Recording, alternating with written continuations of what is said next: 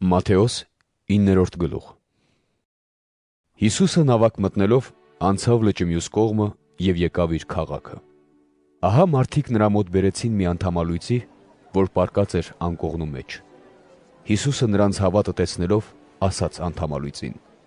«Թող քո մեղքերը ներվեն քեզ»։ Դպիրներից ոմանք իրենց մտքում ասացին.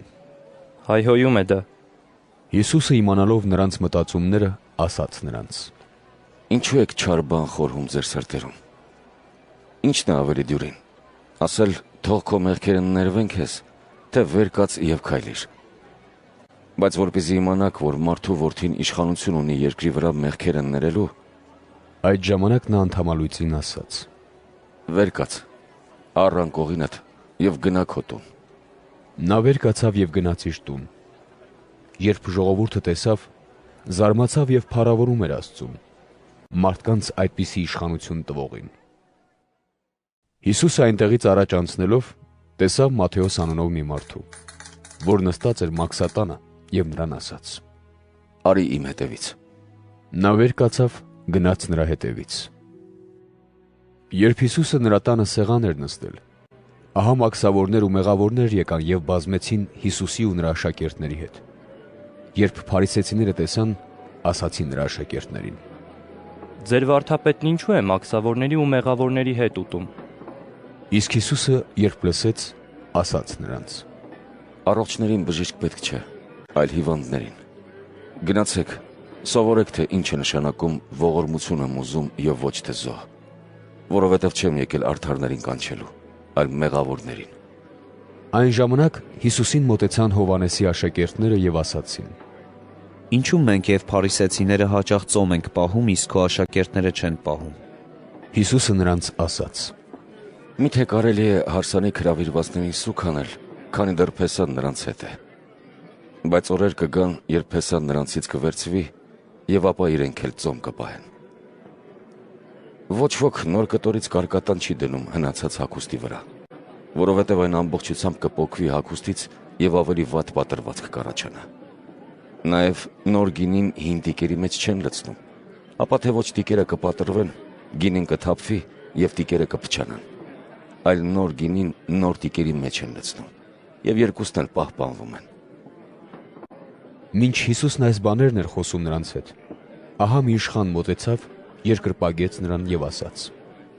Դուստրս հենց նոր վախճանվեց, բայց եկ, ձեռքդ դիր նրա վրա, և նա կկենդանանա։ Հիսուսը վեր կացավ և իր աշակերտների հետ գնաց նրա հետևից։ Եվ ահա մի կին, որ 12 տարուց ի վեր տառապում էր արյունահոսությունից, Հիսուսի հետևից մոտենալով դիպավ նրա հագուստի քղանցքին, որովհետև մտքում ասում էր.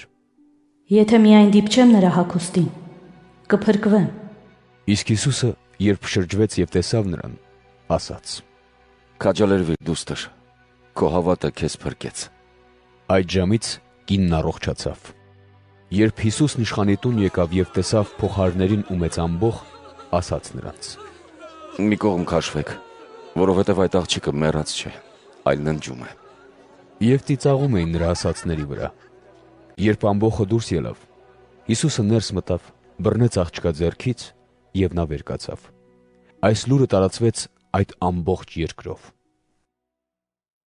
Երբ Հիսուսն այնտեղից մեկնեց, նրա հետևից գնացին երկու կույրեր։ Նրանք աղաղակում էին և ասում. Ողորմիր մեզ, Դավթի որդի։ Երբ տուն հասավ, կույրերը մոտեցան նրան։ Հիսուսը նրանց ասաց. Հավատում եք, որ այդ բանը կարող եմ անել ձեզ համար։ Նրանք պատասխանեցին. Այո, Տեր։ Այդ ժամ Հիսուսը դիպավ նրանց աչքերին և ասաց. Ըստ ձեր հավատի թող լինի ձեզ։ Եվ նրանց աչքերը բացվեցին։ Հիսուսը նրանց խստիվ պատվիրեց, ասելով. Զգույշ եղեք, թող ոչ ոք չիմանա։ Իսկ նրանք ելան և նրա համբավը տարածեցին այդ ամբողջ երկրով։ Կույրերի մեկնելուց հետո ահա նրա մոտ բերեցին մի համր դիվահար մարդու։ Երբ դևը ելավ, համրը խոսեց, և ժողովուրդը զարմացավ ու ասաց. Այսպիսի բան Իսրայելում երբեք չի տեսնվել։ Իսկ փարիսեցիներն ասում էին.